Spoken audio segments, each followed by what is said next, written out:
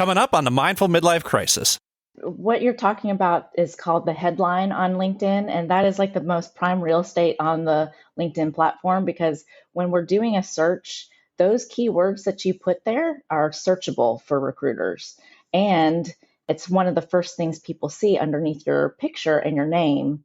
There's like your headline right there. So quickly we can see before we even click onto your profile, who is Billy, right? That gives me a good preview of who you are. If I am looking for a project manager or someone who can help me with instructional design, I'm going to click your profile. That right there is important. So I'm glad you changed that. But since we're going to talk about your profile, all right, good. Here we go. On this topic, I'm just going to jump right into it. I like it. Welcome to the Mindful Midlife Crisis, a podcast for people navigating the complexities and possibilities of life's second half. Join your hosts, Billy and Brian, a couple of average dudes who will serve as your armchair life coaches as we share our life experiences, both the good and the bad, in an effort to help us all better understand how we can enjoy and make the most of the life we have left to live in a more meaningful way. Take a deep breath, embrace the present, and journey with us through the Mindful Midlife Crisis.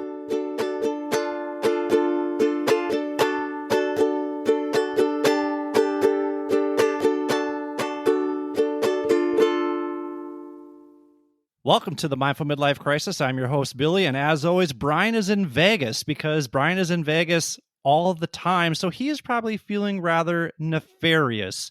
I'm still here in Seoul, South Korea, and living my best life, but completely unemployed, and time is ticking, and I will be returning back to the States in July, which means I'm going to have to start making some grown-up decisions about professional choices. So last week's episode, we talked about leaving the 9-to-5 grind with the simple man, Brian Gallagher. This week, we are talking about how we can make the most of our LinkedIn profile, because there are people out there that might be looking for jobs right now, like me. So we have brought on job recruiter Jessica Fiesta George. Jessica is a talent acquisition mastermind and host of the Jess Get Hired podcast. And she is here today to talk to us about how job seekers like me can make the most of our LinkedIn profiles. In fact, she has an excellent episode on her podcast called Why Your LinkedIn Profile Sucks.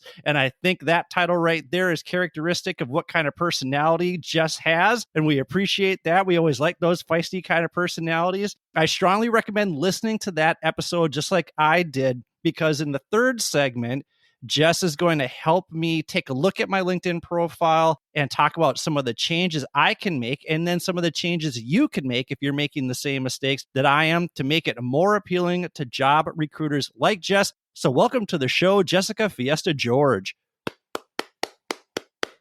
Awesome. Thank you. Woohoo. Absolutely. Absolutely. Well, I wish I was kind of in Vegas right now with Brian, because that's like my favorite place to be. But if you're out there, 7-11-21, put some money on black. I'll text him and let him know that. Earnings. That's funny, because Vegas is Brian's favorite place too, and I don't think I would be caught dead in Vegas ever again. So I just not a fan, but Brian loves it. What is it that you like about Vegas? I love the shopping and the food. Actually, I don't really gamble as much when I go there. I'd rather just spend my money on shoes and purses. and I love to eat, and that's just a foodie town. They have so many good restaurants, awesome chefs. So I love going over there. Plus, I get free rooms because we go all the time. So, kind of a good vacation. I don't have to pay for my rooms, just my flight and whatever I want to do when I'm there. You're living that high roller life. I like that. And you mentioned foodie and shopaholic, which is fitting because those are two of the 10 roles that you play in your life. So what are the rest of your 10 roles here? Go ahead and break them all down for us.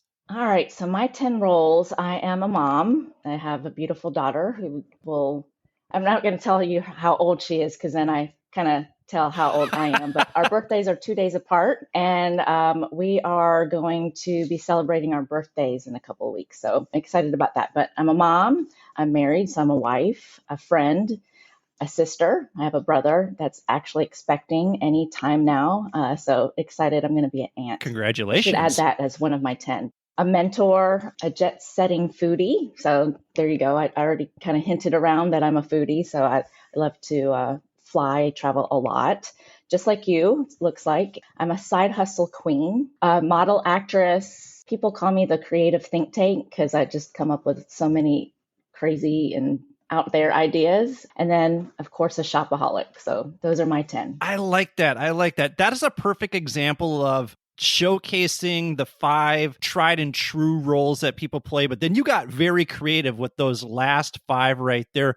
Really quickly, model, actress. Talk a little bit about that. Oh boy. So it's been a while since I've been in front of the camera, but I have been modeling and acting since I was 16. Do a lot of commercial acting, been in a lot of local commercials, been in a few movies, I've done some print work. In fact, I did a print ad and a commercial last year, but I still haven't been able to see it. So I'm not sure where it's playing. So if you see my face in a pharmaceutical ad, find me and then send it over to me because I have not been able to find it. I Google and everything. But yes, I've been doing modeling and acting for quite some time. And whenever I can get some jobs, I'm represented by an agency out in New Orleans. So whenever I can squeeze it in with my busy schedule and my 9 to 5, I try to do that as well. So that's one of my side hustles that I have as well. Well, yeah, I just was going to bring that up. You said that you are looking forward to being a side hustle queen in the second half of life. So talk about what are some of your other side hustles and why are you looking forward to that in the second half of life? So I guess I'm a side hustle princess right now. So I'd love to be a side hustle queen. Basically, not only do I do modeling and acting, of course, I'm doing my podcast. And then I also invest in real estate. I have a lot of rental property. And my new venture, in just a few weeks, we are opening up our first Airbnb in Pensacola. So, shameless plug, if you're going to visit the Gulf Coast, come and look up my Airbnb and come stay at my place. So that's a new venture for us. So I can't wait to see where that takes us. And hopefully we earn some money to invest in even more real estate. Ultimately, my goal is to have an apartment complex. Every time I see one of those built, I get like real estate envy. So I'm like, man, what a moneymaker that is. Yeah. And then, through my podcast, I haven't really done too much with it. Everyone asks me what I want to do with it. Eventually, I love helping job seekers. We're going to probably talk about that a little later, but I'd love to turn that into a business and really just start helping and do more coaching and consulting and stuff like that. So yeah, so let's see where it takes us. So that hopefully will allow me to continue to travel like I like to, meet new people, eat great food, and allow me to shop a little bit more. Well, and I'll give Pensacola a plug too, because I was there for the DeLuna Festival and I was literally standing in the ocean when the band Pearl Jam opened with the song Oceans. And Pensacola's beaches are the most sugary sand that I've ever walked on in my entire life. Pensacola has the best beaches I've ever been to. So now that you have this Airbnb, if I ever have that desire to go back to Pensacola, I know where the hookup is right there. That sounds awesome. Pensacola's great. It is. It's a hidden gem. And now that we just talked about it, we just opened up the floodgates for tourists. No, it really is. It was a hidden gem until, a few minutes ago, but right.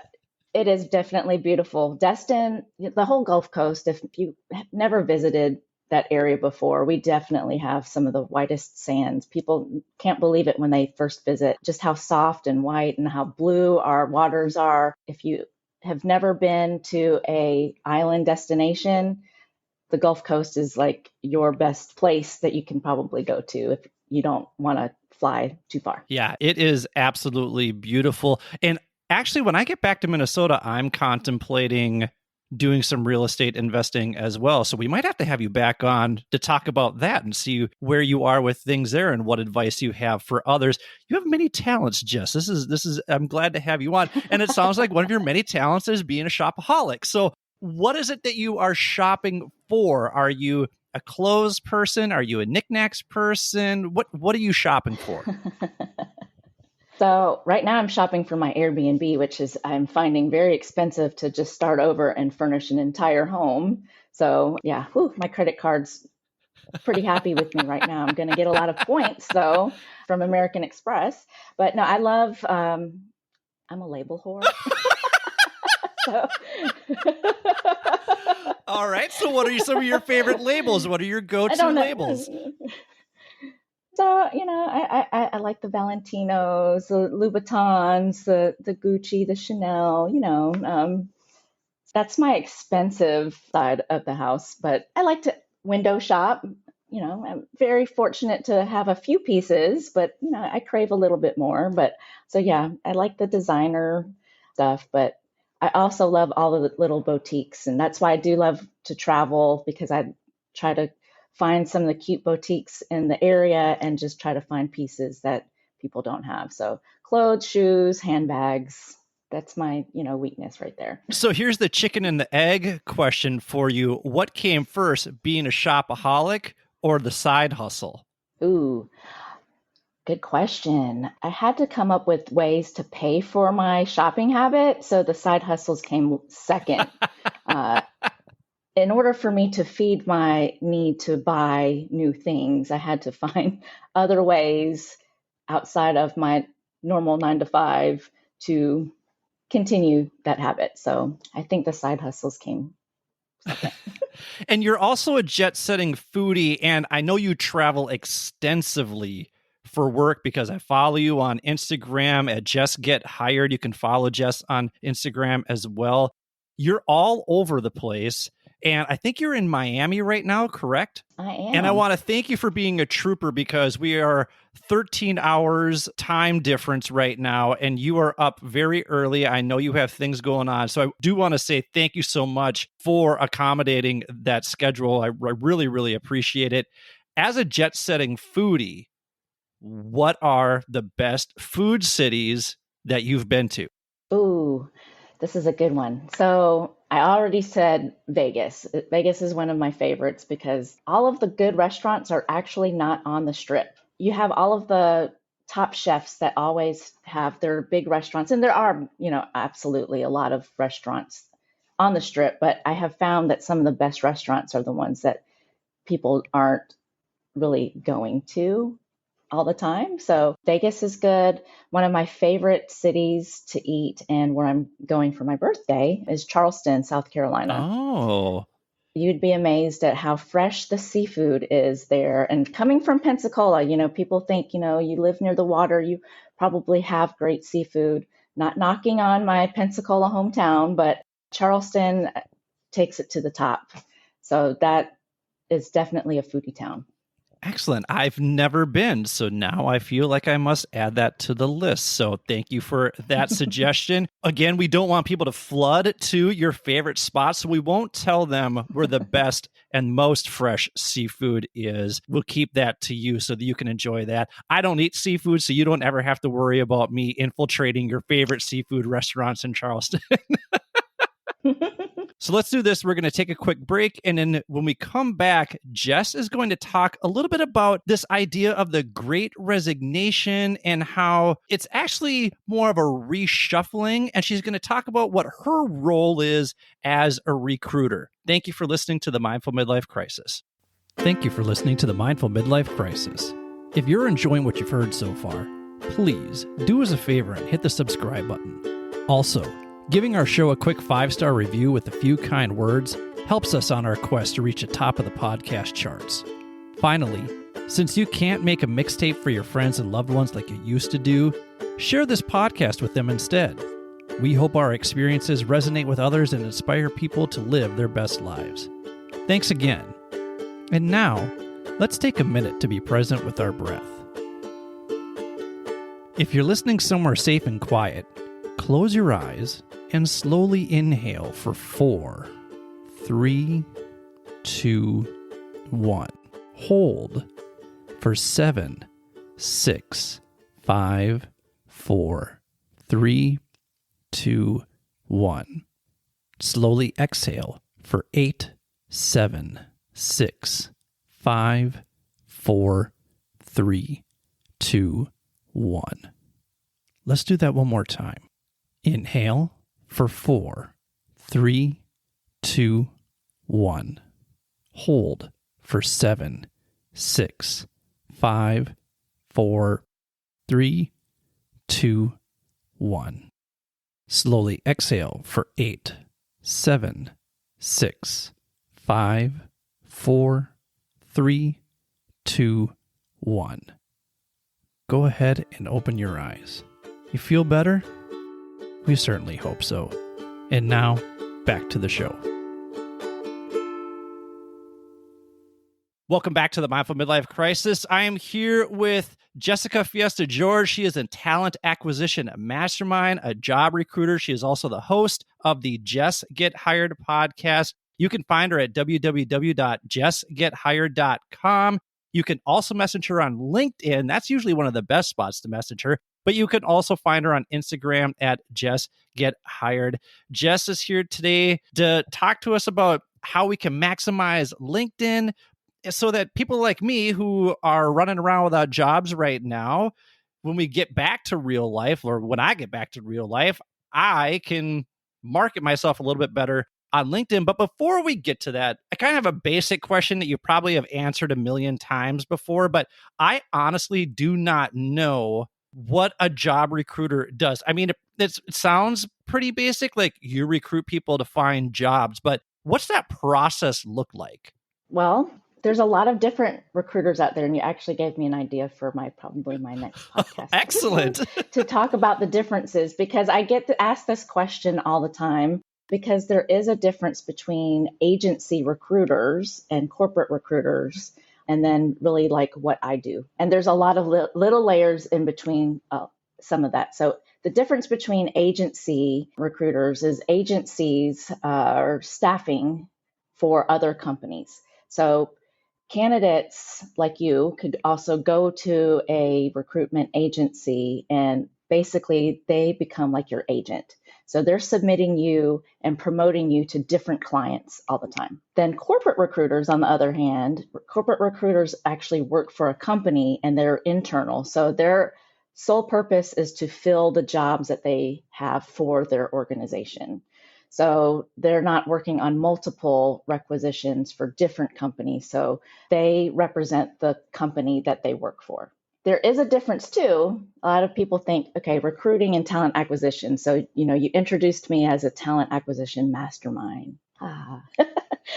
So talent acquisition is actually just a little bit different. You'll see people called recruiters. You'll see like the title talent acquisition. A lot of people have that misconception that the two are the same. So recruiters are more focused on actually just filling jobs. They fill the jobs that they get, and then, it's just a cycle. Talent acquisition, though, kind of focuses on the holistic view of recruiting, and that includes coming up with a strategy, how to hire, how to attract, how to select, and how to retain talent. It does include a component of recruiting, but then there's other aspects of talent acquisition. So there's a lot of different layers, like I said. I'll probably get into it one day, but you've got sourcers, schedulers, all kinds of things. So agency recruiters are different from corporate recruiters. So that's kind of the difference. Hopefully that made sense. And I outlined it perfectly for you. Yeah. That's interesting that as talent acquisition, it sounds like you're also doing some marketing pieces with your company. And are you then, in a sense, trying to draw attention to your company so that it makes it easier for the job recruiter within your company to find people who are interested in your company? Does that question make sense? Yeah, that makes a lot of sense. So part of talent acquisition is also employer branding, recruitment marketing. How do we separate what the company's advertising is from what we want job seekers to see? Everyone has a consumer brand, but what's your employer brand? How do you attract people to come work for your company? So employer branding, and then from that you have recruitment marketing. That could be anything from even rewriting job descriptions to how we come up on social media. Are we using the right vendors? Do we have the right collateral, the right technology, the right tools? Yeah, your question makes total sense. That is part of what a talent acquisition person does. So you're wearing many hats as a talent acquisition professional. Absolutely. Yeah, you're kind of consulting throughout the process. So, you get a job, but then you have to kind of think of, okay, where do I post the job? Where can I get the best candidates? How do we source for this? You are meeting with the hiring managers. If we're not getting the right candidates, you're going back and forth and kind of, retweaking the job description. You're working with the recruiting team to re-strategize when you need to if you're not getting the right candidates. And then it's also looking at retention. If we do hire the right person, how do we keep that person there so we're not having to go through the same cycle again, right? So talent acquisition is just encompassing of everything. It's more strategic. Got it. So it almost sounds like talent acquisition on the front end, but then talent retention on the back end too, because if you find somebody who's good, you want to keep them as long as you can. Absolutely, because it costs companies money to continue to do that whole cycle all over again from posting jobs. And then just think about how much it costs people to onboard and train and then just have them quit. And then we have to, if they're using an agency, they paid all those fees. And then if you got a recruiting team, large or small, they're continuing to have to find the same people. And posting jobs cost money, finding people, and if you have to fly them in or if you're doing interviews, it just takes time and resources. So yeah, retention is huge. So then you've kind of answered this mostly, but how do companies utilize your services? Like you said that you don't really tout yourself as a career coach, but you still advocate for job seekers and help them with interview prep, but you also advise private equity backed companies as well. So can you talk about those two things too? Yeah, so to utilize my services, so I actually work for my 9 to 5 job. I am head of talent acquisition for a private equity consulting firm. So my consulting firm, we advise all of our portfolio companies that we have on all things talent acquisition, HR, and recruiting. So for my services on that side, you would have to be acquired by our private equity firm. But on the side, my other job, that I do is, I help mentor job seekers. I don't mind looking at, LinkedIn profiles, which we'll hopefully have time to do today. But I love doing that and helping and just being a voice for you. If I have a connection that you see on my LinkedIn or you just know that I'm connected to or I interact with all the time, I'm happy to make introductions. Like I said, I don't tout myself as a career coach at all. There's many people that do that for a living. I never really charge for my services because ultimately, in the end, this is just going to help build my brand later on. And one day when I quit corporate America, then, hopefully these people remember me and I can get some good reviews. So right now, I don't spend a lot of time saying I'm a career coach because career coaching does take time. And I have many colleagues and friends that I've met on LinkedIn that do that for a living. But I love to help candidates with personal branding. I do interview prep. I don't mind getting on the phone with you and doing like a mock interview. How can companies utilize my services? Like if you're looking for me as Just Get Hired, you can listen to one of my podcast episodes because that is a free resource for you if you're a job seeker or business professional. If you want additional support, you have my website. You can reach out to me there. Find me on LinkedIn. I always have a tab open for LinkedIn. If I'm on my laptop, it is there. So, I help right now 9 different companies through our private equity firm. So I'm always on there searching for candidates, marketing, doing different things. So LinkedIn tab is always up. So that's probably the best way to get to me. But yeah, I enjoy helping people. So, however you can find me, if there's any way that I can help you. And if I do have time, I don't mind helping at all. I think this is a rhetorical question, but I think it bears repeating anytime we can address this. How important is networking? Oh my gosh, networking is everything.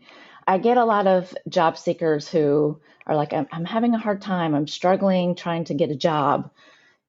So my follow-up question is, what are you doing after you submit the resume? And I always get that questionable look or, that, I don't understand what you're talking about. And I'm like, did you follow it up? Did you connect with people from that company that you're targeting on LinkedIn? Are you reaching out to other recruiters? Are you getting introductions? I mean, networking is everything. That's how I got my current job and how I've been able to, my last 3 jobs was from networking all on LinkedIn. And the job that I'm currently in was actually created for me. It wasn't even a job that was advertised. So I always tell people the best positions are usually those that are not even advertised. And you can get a lot out of networking. In fact, a lot of the people that I've placed recently, and they'll probably tell you the same thing, was just from being in my network and knowing me and my connections.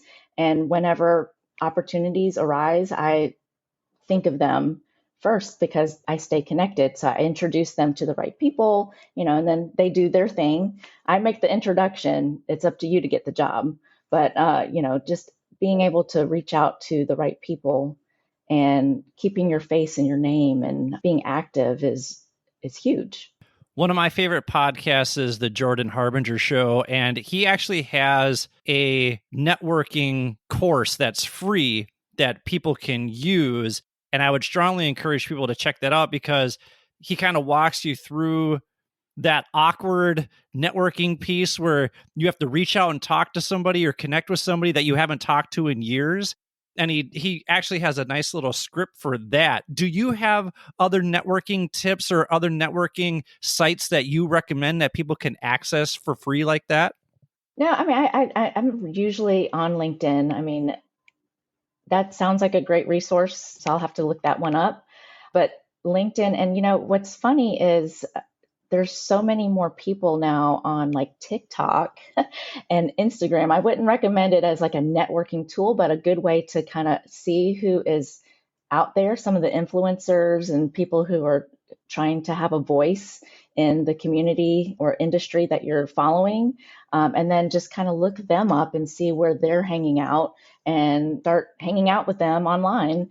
You'll be surprised. I mean, I think, I don't even remember how you and I even got connected. I think it was on social media. It was through social media. It was either through Instagram or through LinkedIn because I saw your podcast and I was like, whoa, what's all this about? And it just kind of connected with me, especially, where I am in my life journey right now. And I was like, oh, well, and I listened to a couple episodes. I'm like, yeah, this is right up my alley. I need to connect with Jess. And so we've connected, and you really do a great job of responding and staying connected and helping people out. So a testament to you. You really are fantastic at that. And I'm grateful just because your podcast has helped me, and this conversation alone already is going to help me. So I'm looking forward to the second piece of it. But before we get into that, I'm kind of in this great resignation, right?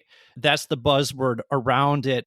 And I guess my question is the great resignation as great as everyone says? Because I've been seeing conflicting reports that people are quitting their jobs at about the same rate as they have in the past. And rather than this being more about resignations, it's about switching careers instead, which our past guest, Dr. Dawn Graham, discussed. She's got a book called Switchers. That was episode, I think, 28. If people want to check that one out, because if you like this episode, you'll probably like that episode too. And it's really not about job burnout as much as it is about workers seeing their worth and maximizing their free agency like a professional athlete would. So from your end, what are you seeing? So the great resignation, you hear it also coined like the great reshuffle, but I'm actually kind of thinking of it more as like the great restructure. So what I mean by that is a lot of companies, because everyone has been quitting their jobs and just trying to find different things that they weren't getting in their previous organization, a lot of companies are having to restructure how they attract, recruit, and select talent and how they retain them, right? So companies are finding that, wow, our best employees are going to the competition for $5 more. Or it's, because we want everyone to come back into the office, but, this company over here is 100% remote. So, companies have are really looking at how they're structuring their workforce and having to change. So, the Great Resignation has also like alerted companies that if they don't change the way that they currently do business, people are going to leave, right? So candidates are just finding different perks that employers aren't offering. Work-life balance is huge. I think the pandemic taught all of us we can be effective at home, right? We see a really huge increase of candidates who are just transitioning even to new careers. Recruiting has been like one of the hottest jobs lately. Everyone that I've been helping is like asking me, how do I pivot into a career into HR or recruiting? Which is funny because, recruiters were one of the first people cut during the pandemic because we weren't hiring anybody, right? So I was one of the first that was furloughed from the organization I was with before. And now we can't find enough recruiters. So many people are trying to get into recruiting. So I think it's Whoa. pretty interesting to see that. Very interesting. Yeah, I was actually going to bring up that you got furloughed. So then what was that experience like? Because you're one of millions of people who got furloughed from their job. What was that job search like? Did you just kind of relax for a little bit during those first few months? Like, oh, I can breathe a little bit because I've been working so hard. Or was it more of I got to get back out there as soon as possible, but there just weren't job openings for you? What was that process like for you? I did enjoy it for a little bit, but I got a little bored. So, I already told you I'm like side hustle queen, right? I have to stay busy, and I was used to traveling all the time. And then, so that kind of put a damper on my travel because I was traveling every week. And so just to be home, it was great to get caught up, but then I got bored. Then I was like, holy crap, what am I going to do? So that's kind of how my podcast came to be, because I was starting to create videos on YouTube for my friends and family who were coming to me because they were getting laid off. They were also getting furloughed, and they were like, I don't understand the difference between layoffs and furloughs. I don't understand what's wrong with my resume, or I don't even know how to make a resume. Can you help me? So I was doing YouTube videos, and then ultimately, when I got a job 8 months later, it was like, okay, how can I still help people? So that's kind of how the podcast came to be. It's interesting just to see how people have just evolved from all of this, right? I feel like even for myself, being furloughed, it kind of opened my eyes. I thought I was invincible as far as like, oh, recruiters are always going to be needed. We're always hiring. Everybody's always hiring. And then here comes the pandemic, right? Put a wrench in my plan. So I went out to my LinkedIn community to see who was hiring. And it was a struggle to find work. But when I did find work, I still stay connected to people throughout my life. So when I landed that job, things weren't really the way I expected it to be. So I reached out to one of my mentors who hired me through my networking on LinkedIn. And he was like, you know what? Instead of me putting you at different portfolio companies, let's have you just consult for all of our portfolio companies. I'm going to create this job for you.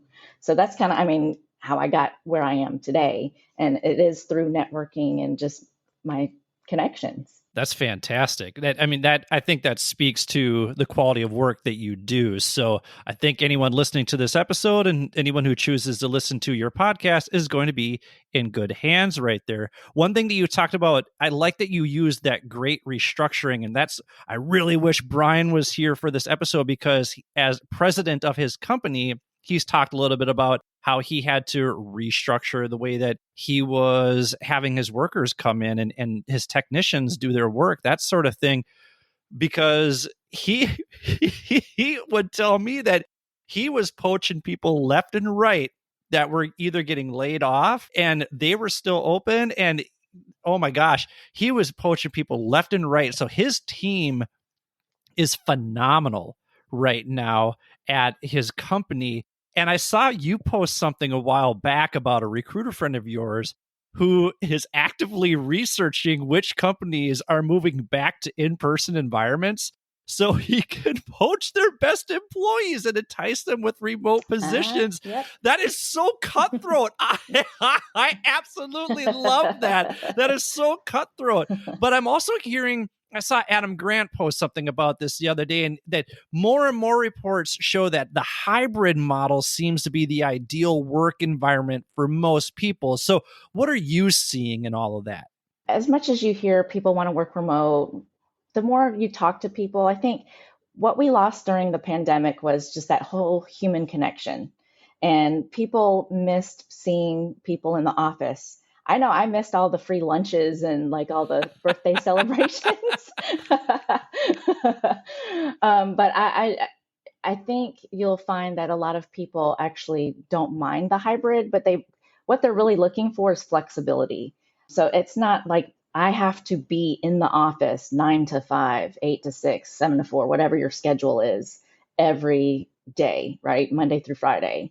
I want the ability to, if I have an appointment, I don't have to take PTO to go run an errand and stuff like that. So having that flexibility, I think, is really what people are looking for. It doesn't matter if they have to be in office, but if your employer is flexible, that's what is important, I think, to people. The hybrid, I think, is more preferred because people enjoy that human interaction. I mean, I love my coworkers. I mean, I know I'm on the road all the time, but I do have to fly to Dallas. In fact, I'm going there next week to see my team.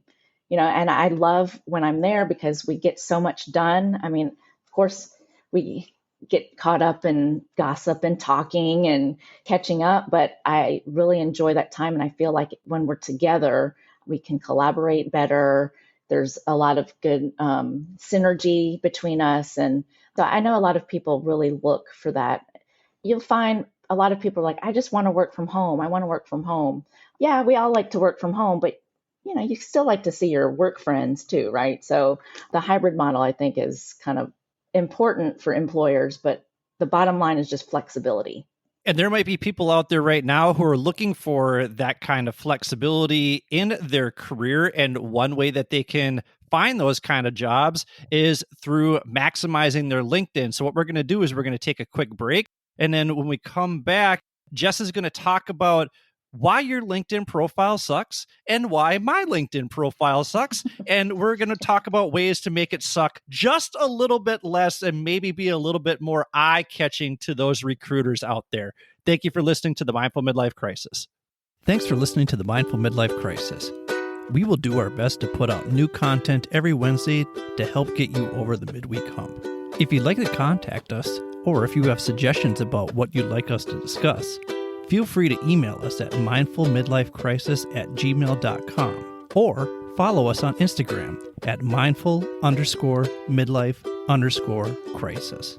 Check out the show notes for links to the articles and resources we reference throughout the show. Oh, and don't forget to show yourself some love every now and then too. And now, back to the show. Welcome back to the Mindful Midlife Crisis. We are here with talent acquisition mastermind and host of the Just Get Hired podcast, Jessica Fiesta George. She has two episodes on why your LinkedIn profile sucks. Go listen to those, then sit down with your LinkedIn profile and make the corrections. And then you can reach out to Jess and you can say, hey, could you look at my LinkedIn profile now that I have listened to your two episodes and I've actually done something about it? Because if you just ask Jess to look at your LinkedIn profile without actually doing any of the revisions, that makes you an asshole. So don't be an asshole. Please be respectful of her time. Take the time to look at those revisions because she's going to take a look at mine here in a little bit. And she just said, yours doesn't look that bad. And it's because I took that time to listen to it. They're both about 20, 25-minute episodes. They're really not that long, but they are jam-packed with useful information in there. So Jess, because I want people to go and listen to those episodes, what is kind of the elevator pitch here about why people's LinkedIn profiles suck? And what is it that they need to be more mindful of when they're creating their LinkedIn profile?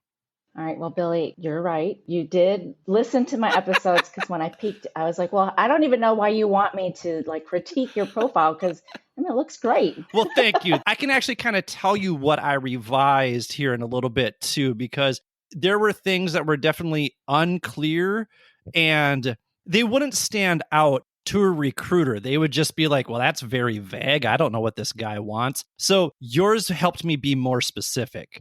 Awesome. Well, I'm glad it helped you, and hopefully it can help other people. But so LinkedIn profiles suck to me because like I said earlier, I am on LinkedIn all the time. And so when candidates are applying for jobs or they hit me up in my inbox and they're like, I'm interested in this role, I go click their profile and it tells me nothing. I'm like, okay, this sucks. On to the next person. It's not telling me a story. So if you really don't think that employers and recruiters are checking out your social media profile, you're wrong.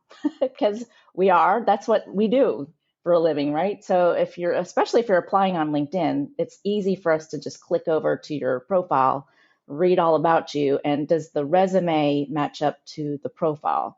And really what we're looking for is, are you telling a story? Are you a brand ambassador? How good are you at marketing yourself? Are you showing up the same way that your resume shows up? I can always tell who paid for a resume writer and who didn't, because there's certain formats that I see all the time. A well-structured resume, obviously, is going to catch my attention, but I also go to the LinkedIn profile to see, okay, well, it's well written. What's their LinkedIn profile look like? So if they don't match, then I know, okay, maybe not the same story. So I might not approach you before I approach someone else. So that's just me. I'm sure other recruiters are going to fight me on that. But, your LinkedIn profile is kind of like your brand. So I want to know what I'm buying before I talk to you. Right. And, I actually didn't have my resume on my LinkedIn profile until I listened to your episode, because I was like, well, why would I need to have this on there? But that's the simplest thing that you can do, really, is to have that. And right now, because I'm transitioning from education into a different career choice that I want to move into, I actually am working with, her name is Millennial in Debt, which is her Instagram right there. And she's got a course. So I'm taking this course because she used to be a teacher. And then she transitioned into fintech. And so now she coaches people to make those kind of career switches like that. And we're going to be sitting down and taking a look at my resume, because she showed me what her resume looked like. And it looked very similar to mine because it was very teacher speak. And if I'm transitioning into a corporate field of some sort, then I need to start thinking and writing corporately. So I'm looking forward to doing that. And I wonder sometimes just how often my teacher speak resume stops recruiters short, because they see that and they're like, well, this person really just knows how to teach. That's it. They don't know how to make that transition into project management, which is something that I would be interested in. And that was something that I didn't have listed. I wasn't very specific in my headline. I think I used to have there seeking opportunities to help people become the best that they can be, like something like that. After listening to, and that's not bad. After listening to your episode, though, I changed it to, I'm a former educator seeking remote project management, instructional and curriculum design, public speaking, presentation, wellness coaching, and technical writing opportunities. So that way, I feel like that jumps out, right? And I got that suggestion straight from you, that this is what I am looking for. What you're talking about is called the headline on LinkedIn, and that is like the most prime real estate on the LinkedIn platform, because when we're doing a search, those keywords that you put there are searchable for recruiters. And it's one of the first things people see underneath your picture and your name. There's like your headline right there. So quickly we can see, before we even click onto your profile, what you're looking for, or not only what you're looking for, but who is Billy, right? That gives me a good preview of who you are. And if I am looking for a project manager or someone who can help me with instructional design, I'm going to click your profile, right? So that right there is important. So I'm glad you changed that. But since we're going to talk about your profile, all right, good. Here we go on this topic, I'm just going to jump right into I like it. So I love that you changed it. Kudos to you. You have all of the right keywords, but it is a little bit jumbled and wordy. Make sure you have spaces in between the slashes. So I think right now how it reads, if you pull up your profile, hopefully it's changed by the time people listen to this, but you have former educator seeking remote project management, instructional / curriculum design, public speaking / presentation. Try to separate those because those show up as one word. So if you're looking for instructional design or curriculum design, those are not going to pop up. So try to separate them if you can. So say instructional design, curriculum design, public speaking, Oh, yeah. That's good advice. See, that I am just kind of learning about SEO, search engine optimization, yes. and I cringe at SEO because it feels like canned questions and canned responses, but that's how people search things. So that's I have to start thinking in those terms, because even when they talk about SEO for the podcast and stuff like that, I don't ever take the time to do stuff like that because it's so much work. And I just take the questions and I'm like, here's what it is. But I never write questions in SEO format because I'm trying to be very thought provoking in my question asking, right? Exactly. But when you do it in your notes, you have to have that search engine optimization. So that's definitely something that I'm learning. And I definitely learned that from you. So I appreciate that. What else are you seeing in mine, or what else do you see in other people's that make you cringe or make you turn away from them? Well, going back real quick to the SEO, if you think about how you Google things, when you're looking for something, you put specific keywords in there. So writing your headline, especially if you're looking for work, what are some keywords that stand out when you're thinking about the job that you're going after? So think about that when you're putting words in there. But some of the cringeworthy things, this would probably take a little longer than we have. So I'll just kind of run down my favorites. So my favorites are the photos, like people who don't have the right photo. Okay, so you have a beautiful photo, you're smiling, you look friendly. You don't give me like those creeper vibes. So I'm like, okay, Thank you very much. So, you get some people who, have shades on. You have the girls with the really low cut blouses. Like, this is not Tinder. It's not Instagram. I think one of the things I have in my podcast, I say, your boobies don't belong on LinkedIn. So, it's the low cut, the angles, the selfies. It's like, this is a professional networking site. Get that shit off. Right? So you said selfies. I don't want to see it. You said those selfies. I was fortunate enough because when I worked in a school district, they would take my picture professionally. How do you suggest people who don't have a professional photo or an opportunity like that to get a professional looking photo up on their LinkedIn so that's not some random selfie that they took on vacation, or it doesn't look cheesy, right? So what are your suggestions for that? So if you can, ask a friend to take a picture of you. That way it's not cropped crazy, and you can always tell when it's a selfie because the way your arms are, your shoulder, your angle. And if you don't have a friend that can take one for you, go get one of those ring lights. A lot of people use them for TikTok videos and Instagram reels, right? So get one of those, put it on a tripod. We have awesome technology with our phones. I think my phone takes better pictures than my camera. Use your phone. There's a lot of apps too that you can edit for free, make your skin look good, hair look good. So I would suggest if you can't go to a professional photographer, at least put it up on a tripod, get a friend to help you and play around and show your personality. Use portrait mode if you have an iPhone, because then that actually blurs out your background a little bit so that doesn't become a distraction as well, because then it gives you a nice propped picture right there where you're the focus. And I even think it does a little bit of lighting on you, and a little lighting can do a lot for somebody's profile. Absolutely. But yeah, I mean, The photo is one thing. I mean, and then just running through, if it's not complete, there's not anything in your About Me section, your work experience is not complete, you don't put details as far as what you did. The headline, like I said, is really important. Then I also like to see, how active you are on the platform. Are you sharing content? Are you interacting with others? That goes back to your networking question a while back. Are you using the platform the way it was intended to? And are you connecting with other people?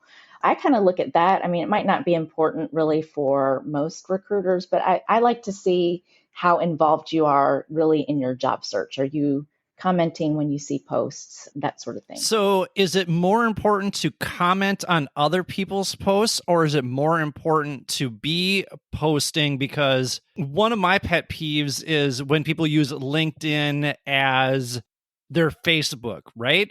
I mean, LinkedIn should be professional. So should they be commenting on other people's stuff? Because for me, I don't know. And maybe this is just where I am right now, where I don't think I have a lot to share, but maybe I do have a lot to share. Like, I know I should be posting our episodes on LinkedIn, and I used to do that, and I don't do that anymore. So what does being active on LinkedIn look like? Good question. Well, first of all, shame on you for not sharing your episodes because they're awesome and people need to know about I'll them, share right? this one for sure. I will absolutely share this one. Perfect. Yeah, no, so commenting though on other people's posts is obviously important. It gets people's attention. So if you do see a job for project management or you see public speaking opportunities that interest you, comment. It's going to, the more you comment on that person's post, they're going to kind of be like, who is this person? I'm curious. Let me click on their profile. And then if you have a kick-ass profile, who knows what kind of conversations lead after that, right? But like engagement, I would say, if you don't feel like you have anything to contribute, I always tell people that I'm coaching on LinkedIn strategy. Do at least for a week or two, try to comment on 5 different people's posts, whether it's just like a congratulations for getting a job or, hey, I'm interested. Here's a little bit about me. I can help you with that, but making small comments on people's posts, like 5 people's posts, comment, and then try to post at least 5 times. And if you don't think you have anything to post, one, of course, for you, I would say podcast episodes. But if you're interested in project management, what are some industry articles that you've read that you can share? It might not have to be something that you come up with. You can share other people's content that you've seen. And the more that you show up on the platform, the algorithm, as I always say, it's algorithm. Yes, you have to play. It's still social media. So, the more that you're using it, of course, the more that they're kind of promoting and people start seeing your comments and your posts and everything like that. But, share articles, share news stories, share other people's content. You do a like, hi, this is who I am. This is what I'm looking for. Tell people about you, what your journey's like. Share some of your past experience and how you feel, especially if you're pivoting into a new career. What are some of the skills that you have from your previous life that can transition into your new role, and give examples? Those are just some things that I think the more you engage with people on here, you start getting noticed. And I've been able to actually place a few people and hire a few because they were always commenting on my stuff. And I'm like, who is this person? Like, are they like stalking me or what? But, the more that they interacted and made comments, I'm like, okay, this person is really paying attention. So let me take a peek. And then, so it was like, hey, thanks for commenting. I'll send a message like, thanks so much for following my content. Looks like you're looking for work. I don't have anything for you, but, here's some ideas. So I don't mind doing that. I mean, the more that you just interact with people, I think people start paying attention. You also talked about the banner, and I wasn't sure what you meant by that at first. And so I actually Googled what is a LinkedIn banner, but it's the thing right behind your picture, basically. Because I host this podcast, I'm like, okay, I'm going to put the Mindful Midlife Crisis, a podcast for people navigating, yada, da, da, da. I put that little thing right there. So that drew a little bit more attention to recruiters. So maybe they could hear my voice and get an idea as to what my brand is and what my style is. And if that fits their job market, perfect. That would be fantastic. I'd love for them to connect with me, that sort of thing. Talk about the banner. What should we be posting in the banners to maximize our LinkedIn profiles? Yeah, so that banner is like your billboard. So when people click on your profile, if it's blank, it's like, okay, well, it doesn't really tell me a story. So for you and I, we have, our podcast that we promote. So if you click in my banner, mine's promoting my podcast. If you don't have a podcast like we do, if you're a marketing person, put some of your like cool marketing things that you've created. If there's a favorite quote that you have, do that as well. So I do this a lot also for people, but you can do this yourself. Go to canva.com. It's a free resource for you if you just type in LinkedIn banner, there's some templates out there that you can use. You can put your name, kind of like what you're targeting, what kind of experience you have, put your name, how to contact you. I mean, there's so many things that you can do there, but don't leave it blank because again, you want your LinkedIn profile to say things about you. So what are you trying to target? What are you trying to promote? For you and I, it's like our podcast, right? So if you're a job seeker, how do people get in touch with you? You can put your name, you can put the roles that you're targeting, the ideal company you want to work for. So there's so many different things you can do. If you Google LinkedIn banner and select images, you'll see some examples and, just try to copy some of those. I think that's important. Another thing I wanted to point out on your LinkedIn profile, since I was looking at it again, let's say if you have a portfolio, if you are in one of those careers that you have to have a portfolio or links to your work, links to your podcast or your website, if you have one, there is an opportunity underneath your headline to put your links. So I don't see any links on yours, Billy. So I think I used to have that in there, back. and then I took it off, which is a long story that I can't get into just yet. But yeah, so I will add that URL in there. I know you talked about the About Me section too, and I think I spent an hour revising my About Me because I'm very much a tell don't show person. I'm just direct. So I felt like I needed to sit down and be a little bit more showy with my About Me section. So what is it that you're looking for in an About Me section? So the About Me section, you'll get conflicting opinions on this too. A lot of people like the story. They like to come and read. And for me, because I am looking at like hundreds of profiles a week, I don't have time to really dive into someone's About Me section. So to me, if it's clean, concise, to the point, maybe some bullets in there, what you're looking for, just a little blurb about you, your mini elevator pitch, it's easier for me to read. For you, looking at your profile, I'm glad you spent a lot of time on it and you can tell that you put a lot of thought into it. Nothing wrong with what you have on here, but for me as a recruiter, I don't have time to read all through that.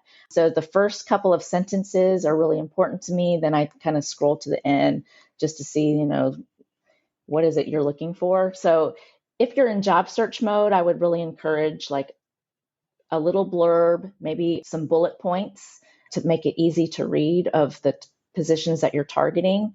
Now on LinkedIn, when you're trying to edit, there's no ability to put bullet points. So you have to kind of do this outside, like on Word or something like that.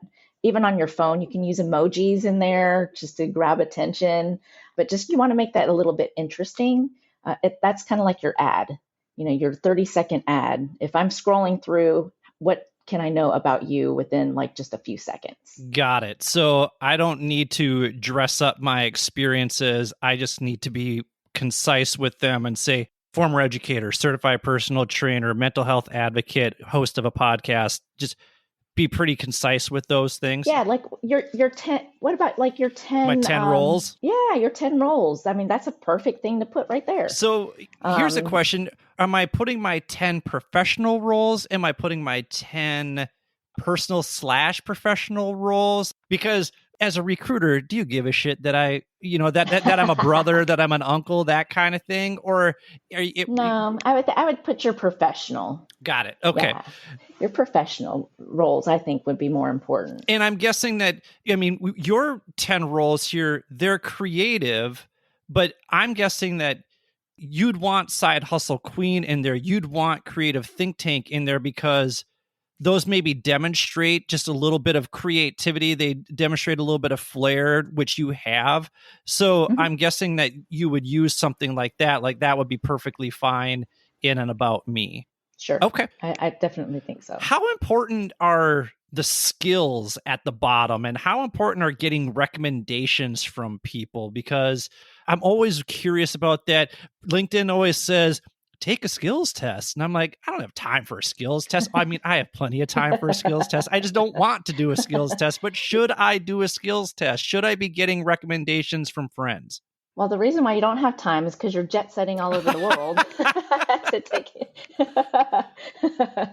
So I totally understand. But no, yes, the skills actually make you also searchable on LinkedIn. So on LinkedIn Recruiter, when we're searching for candidates, there is the ability to search for the skills on your profile. So do you take courses on there? Not necessarily, but you can ask people to endorse you, people who you've worked with in the past, people who know you, tell them, hey, can you endorse me?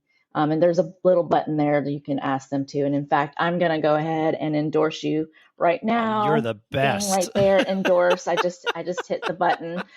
But yeah, it's as easy as hitting the button. Look, I'm clicking through your profile, so I've just endorsed you on a few things.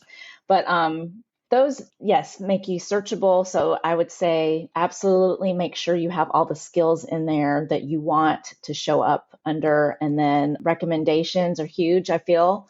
I don't mind giving them, and I like seeing that on there. Is it as important? Not necessarily. I mean, it's not one thing we look at, but if I'm still trying to understand the story, want to understand maybe if you're a job hopper too, like why you've moved around different jobs, is your former boss putting good notes in there? Your colleagues talking good about you? Do you not have any recommendations at all? So I kind of look at those. I mean, it's not as important.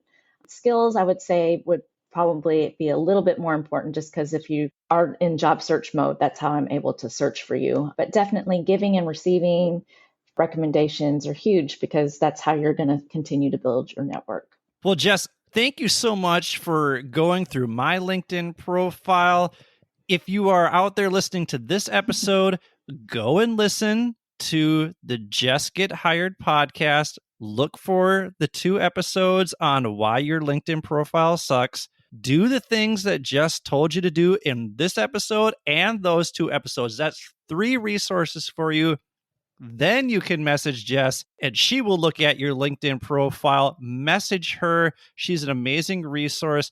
Jess, thank you so much again for waking up early. I know you got meetings after this because you are a busy lady, but I really, really appreciate that you took the time to look at my LinkedIn profile ahead of time. I appreciate that you got up to have this conversation. Thank you so much. You're the best. Absolutely. Thanks for having me. You bet. So for Brian in Vegas, for Jess, this is Billy. Thank you for listening to the Mindful Midlife Crisis. May you feel happy, healthy, and loved. Take care, friends.